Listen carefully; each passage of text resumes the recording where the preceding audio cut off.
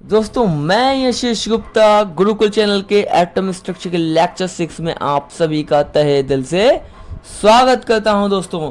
दोस्तों आज का हमारा टॉपिक है eigen values and eigen function. दोस्तों आइगन वैल्यू और आइगन फंक्शन एक बहुत इंपॉर्टेंट टॉपिक है यूनिवर्सिटी एग्जाम के प्रोस्पेक्टिव से, तो प्लीज़ इस पर पूरा कंसंट्रेशन दीजिए। दोस्तों क्या कहते हैं, हमने पिछले लेक्चर में पढ़ा था हैमिल्टोनियन फंक्शन के बारे में। तो हमने उसमें पढ़ा था जो एच साइन होता है वो बराबर होता है ई साइन की। जब ये एच है ये हैमिल्टोनियन ऑपरेटर है और ये साइन है, और ये जो साइन है ये क्या है दोस्तों, ये है आइगन फंक्शन। क्या है friends, this is the eigen function and this is the eigen value। तो दोस्तों मैंने आपको ये बताया इस इक्वेशन में अगर कोई इक्वेशन ऐसी दे रखी हो, और मतलब आइगन वैल्यू और आइगन फंक्शन मैथमेटिकली होता क्या है फ्रेंड्स, अगर कोई इक्वेशन ऐसी होती है जिसमें साइन एक्स दोनों तरफ होता है, एक फंक्शन होता है और इधर कोई भी ऑपरेटर होता है, हैमिल्टोनियन ऑपरेटर ज़रूरी नहीं है, कोई भी ऑपरेटर होता है, तो जो ये दोनों तरफ साइन होता है, ये जो फंक्शन होता है, ये फंक्शन आइगन फंक्शन कहलाता है जो दोनों तरफ बोथ साइड प्रेजेंट होता है। और फ्रेंड्स और जो ये होता है मतलब सामने होता है ऑपरेटर के, जिसे ऑपरेटर के करस्पॉन्डिंग होता है, वो फंक्शन की जो नंबर है ये क्या कहलाता है, ये आइगन वैल्यू कहलाता है। तो फ्रेंड्स ये हो गया इसका क्या कहते हैं एक शॉर्ट इंट्रो। अब हम इसे डेप्थ में समझेंगे, इसका रियल मीनिंग समझेंगे कि कैसे ये आइगन फंक्शन, यही आइगन फंक्शन क्यों है, यही आइगन वैल्यू क्यों है। तो फ्रेंड्स आज का वीडियो का मेन पार्ट को शुरू करते हैं। तो दोस्तों आप सभी ने क्या कहते हैं श्रोडिंगर वेव इक्वेशन पढ़ी होगी। क्या होती है, del square psi plus 8 pi square m E minus V psi upon h square is equal to 0। Friend, this is a second order differential equation. Second order differential equation.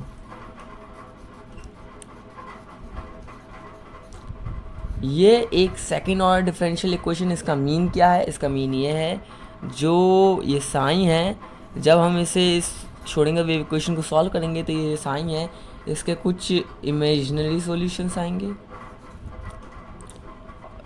Imaginary और invalid, imaginary या invalid solution आएंगे तथा कुछ valid solution आएंगे and there are some valid solutions.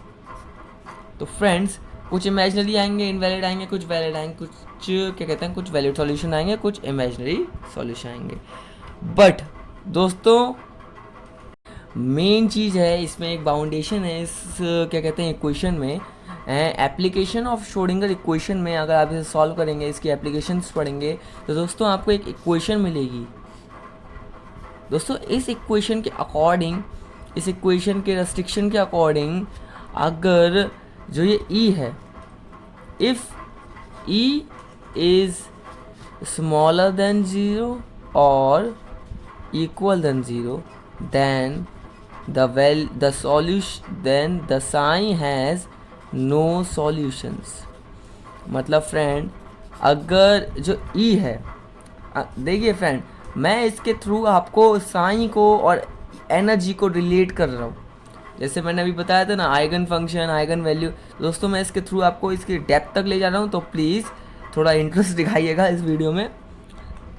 दोस्तों अगर क्या कहते हैं ये इक्वेशन है जो एप्लीकेशन ऑफ श्रोडिंगर वेव, जो आप पढ़ेंगे तो आप ये इक्वेशन को डिराइव करेंगे। अब आप जब ये इक्वेशन आई है, इसे जब फर्दर सॉल्व करेंगे तो दोस्तों कंडीशन आएगी, वो कंडीशन ये शो करेगी कि if E is smaller than 0 and E is greater than is equal to 0, तो साइन के कोई भी नो सॉल्यूशन आएगा। Psi has no solution for these particular values of E and दोस्तों if e is greater than 0 then sign has solutions।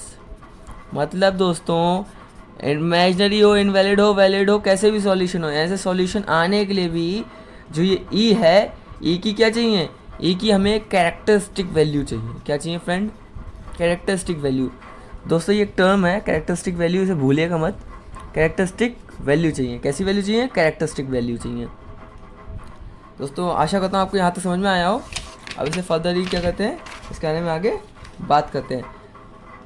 दोस्तों ये है जो कैरेक्टरिस्टिक वैल्यू है E is greater than zero वाली, ई इज़ ग्रेटर देन ज़ीरो वाली, जिन पर sign का मान आता है, कोई वैल्यू आती है जिसमें साइन की क्या कहते हैं, जिन पर साइन की कोई वैलिड वैल्यू आती है। Friend do not forgot this term, valid value आती है।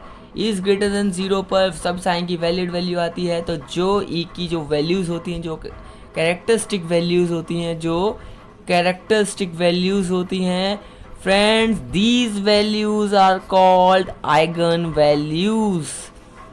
Eigen values. दोस्तों इस फॉर्मूले को मत भूलिएगा। फॉर मतलब ई बराबर ग्रेटर देन ज़ीरो पे जब साइन की वैलिड वैल्यूज आएंगी तो जो ये ई की जो ये वैल्यूज़ होंगी क्या कहलाएंगी? Eigen values. आपको समझ में आया ये ई कैसे आइगन वैल्यूज़ कहलाया? इसलिए कहते हैं डेप्थ में पढ़ाई करनी चाहिए। मैं कोशिश कर रहा हूँ मैं जितना डेप्थ में समझा सकता हूँ। दोस्तों इसे फर्दर समझते हैं। अब इन कैरेक्टरिस्टिक वैल्यू पे एंड इन कैरेक्टरिस्टिक वैल्यूज़ पे, हाँ क्या कहते हैं, जो ये इन कैरेक्टरिस्टिक वैल्यू के जो करस्पॉन्डिंग साइन की वैल्यू होंगी, इन कैरेक्टरिस्टिक वैल्यू के जो करस्पॉन्डिंग साइन की वैल्यू होंगी वो आइगन फंक्शन कहलाएगी। मतलब ये जो ये फंक्शन है इसके करस्पॉन्डिंग आइगन फंक्शन कहलाएगा। इसके corresponding for this particular values this function is called eigen function. Friends अब मैंने जो ये टर्म यूज़ किया वैलिड, अब इस वैलिड टर्म को मैं क्या करता हूँ, सही से एक्सप्लेन करता हूँ। फ्रेंड साइन की वही सॉल्यूशंस, वही वैल्यूज़ वैलिड कहलाएंगी जो वैल्यूज़ कुछ एक क्या कहते हैं कंडीशंस को क्या करेंगी, फॉलो करेंगी। कुछ इंपॉर्टेंट कंडीशंस हैं उन्हें फॉलो करेंगी। उनमें से जो फर्स्ट है, पहले फर्स्ट कंडीशन को देखते हैं। पहली कंडीशन कहती है wave function should be finite and continuous. मतलब wave function psi should be finite and continuous. Finite होना चाहिए एंड कंटिन्यूस। आशा करता हूँ आप सब ने कंटिन्यूस पढ़ रखा होगा। पढ़ा है नहीं पढ़ा? कंटिन्यूस फंक्शन, कंटिन्यूस अपने 12th में कंटिन्यूस होता है। मतलब दोस्तों क्या कहते हैं, साइन का फाइनाइट हो, साइन वेव फंक्शन फाइनाइट होना चाहिए और क्या होना चाहिए, कंटिन्यूस होना चाहिए। मतलब क्या है इसका कहने का मतलब है कि अगर हम x y और z को दोस्तों ये तीनों चाहिए कि तीनों एक्सिस, तीनों को एक किसका कोऑर्डिनेट सिस्टम है, 3D ज्योमेट्री का कोऑर्डिनेट सिस्टम है। क्योंकि हम बात 3D की कर रहे हैं, एक 3D क्या कहते हैं 3D ज्योमेट्री की बात करें, 3D सिचुएशन की बात कर रहे हैं, इसलिए मैंने एक्स वाई और जेड एक्सिस के लिए। मतलब दोस्तों अगर हम एक्स वाई और जेड एक्सिस को 3D प्लेन में, एक्स वाई और जेड एक्सिस को 3D प्लेन में अगर बदलें तो जो साइन की वैल्यू उसमें नो चेंज आए, उसमें चेंज नहीं आना चाहिए कि भैया इन तीनों में से किसी की वैल्यू बदल रहे हो, इन एक्सिस को क्या कहते हैं रोटेट कर रहे हो, इनकी वैल्यू बदल रहे हो तो साइन चेंज हो गया ना। Psi should not change, psi no change. Psi में क्या होना चाहिए, not change. Psi should not change. This is our first condition. So friend second condition देखते हैं।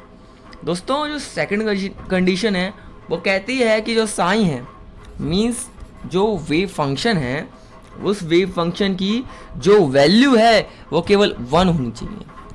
1 वैल्यू होनी चाहिए, ओनली 1, एक से ज़्यादा हो ही नहीं सकती, 1 वैल्यू होनी चाहिए। इसका मतलब क्या है, इसका मतलब ये है कि जो साइन है वो should not possess more than 1 value at a particular point. Friend कोई पर्टिकुलर पॉइंट P है, उस पे एक से ज़्यादा इस साइन की वैल्यू नहीं आनी चाहिए। एक से ज़्यादा इसकी जो वो क्या है, क्या कहते हैं मैपिंग है, एक से ज़्यादा जो इमेज है वो नहीं बननी चाहिए, एक से ज़्यादा इसकी वैल्यू नहीं आनी चाहिए एक पर्टिकुलर पॉइंट पे। दोनों आपको कंडीशन समझ में आ गई। अब हम चलते हैं दोस्तों थर्ड कंडीशन की तरफ। दोस्तों थर्ड कंडीशन कहती है जो ये del psi upon del x है, comma del psi upon del y है, and del psi upon del z है। मतलब समझ गए ना दोस्तों, साइन को तीनों अलग अलग एक्सिस के उसमें क्या कहते हैं रिस्पेक्ट में डिफ्रेंशिएट किया, और ये तीनों फंक्शन आ गए। कोई ना कोई फंक्शन आएगा डिफ्रेंशिएट करने के बाद, तो ये क्या होने चाहिए, ये भी कंटिन्यूस होने चाहिए, शुड बी कंटिन्यूस। अब दोस्तों किसी भी चीज़ कोई भी कंटिन्यूस है तो एक पॉइंट पे ही तो कंटिन्यूटी हम चेक करते हैं। जो तो थोड़ी है कि हम उसके मतलब पूरी कंटिन्यूस हो एक पर्टिकुलर पॉइंट पे। तो फ्रेंड इसके लिए सबके लिए पर्टिकुलर पॉइंट दे रखा है, इसके लिए दे रखा है एक्स, और दोस्तों इसके लिए दे रखा है वाई, और दोस्तों सोचने वाली बात है इसके लिए दे रखा होगा जेड। तो जो ये del psi upon del x है, del psi upon del y है और del psi upon del z है, इसको क्या कहते हैं कंटिन्यूस होना चाहिए इन तीनों पॉइंट्स पे। This is our third condition. अब दोस्तों बात करते हैं फोर्थ कंडीशन की। दोस्तों हमारी फोर्थ कंडीशन कहती है कि साइन मस्ट है बी नॉर्मलाइज्ड। जो साइन है उसे नॉर्मलाइज्ड मस्टली होना ही होना चाहिए। It means what it means, दोस्तों जो साइन है उसे नॉर्मलाइज होना चाहिए। इसका मतलब क्या है, जो क्या कहते हैं जो साइन है उसकी कोई क्या कहते हैं probability of finding an electron, मतलब इलेक्ट्रॉन को फाइंड करने की जो प्रोबेबिलिटी है, जो 3D स्पेस में इलेक्ट्रॉन को फाइंड करने की जो प्रोबेबिलिटी है वो यूनिट होनी चाहिए, मतलब 1 होनी चाहिए। सो दोस्तों ये फोर्थ कंडीशन है, नॉर्मलाइज होना चाहिए। इसका मतलब है probability of finding an electron in the 3D space must be unit. अब दोस्तों लास्ट कंडीशन की बात करते हैं, सबसे इजी कंडीशन है, साइन मस्ट बिकम ज़ीरो। जो साइन है वे फंक्शन है बिकम ज़ीरो, उसे ज़ीरो बन जाना चाहिए इन्फिनिटी पे। अगर ये इन्फिनिटी पे ज़ीरो बन गया तो ये मतलब फिफ्थ कंडीशन अगर उसने क्या कर दी, फॉलो कर दी 5 की 5 कंडीशन, तो जो साइन की वैल्यू होंगी वो वैलिड होंगी, साइन की वैल्यू होंगी वैलिड होंगी। दोस्तों एक नोट है, एक बहुत इम्पॉर्टेंट बढ़िया सा नोट है, इम्पॉर्टेंट नोट है, जो दोस्तों जो क्या कहते हैं आइगन वैल्यू आती हैं, जो हम किसी एटम की करस्पॉन्डिंग जो आइगन वैल्यू आती हैं वो बोहर ऑर्बिट्स के लगभग क्या होती हैं, बराबर होती हैं। बोहर ऑर्बिट के लगभग इक्विवेलेंस होती हैं। क्या होती हैं आइगन वैल्यू, बोहर ऑर्बिट के किसी भी एटम की आइगन वैल्यूज़ क्या कहते हैं, उसकी क्या कहते हैं बोहर ऑर्बिट के क्या होती हैं, इक्विवेलेंट होती हैं। बोहर ऑर्बिट की एनर्जी के इक्विवेलेंट होती है, बोहर ऑर्बिट की एनर्जी के इक्विवेलेंट होती है। दोस्तों इसीलिए एक बात कहा जाती है, एक बहुत बढ़िया बात कही जाती है कि जो ये बोहर ऑर्बिट है, बोहर का जो मॉडल है, जो बोहर जी ने मॉडल दिया था वो डायरेक्टली वो कॉन्सिक्वेंस था, मतलब कि दोस्तों परिणाम था किस चीज़ का, द वेव मैकेनिकल अप्रोच का ये क्या था, रिज़ल्ट था। वेव मैकेनिकल अप्रोच का ये एक रिज़ल्ट था। दोस्तों मैं आशा करता हूँ मेरा बनाया गया वीडियो आपको अच्छा लगा हो। अगर अच्छा लगा है तो लाइक ठोको, और आगे देखने ऐसे और अच्छे अच्छे वीडियो तो सब्सक्राइब ठोको। Thank you to watching my video.